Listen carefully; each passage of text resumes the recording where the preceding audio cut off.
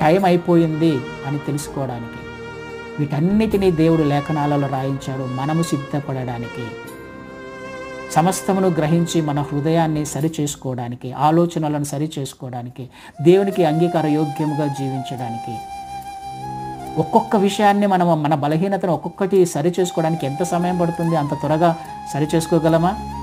అంత త్వరగా దేవుని మాటకు విధేయత చూపించగలమా? చూపించలేం.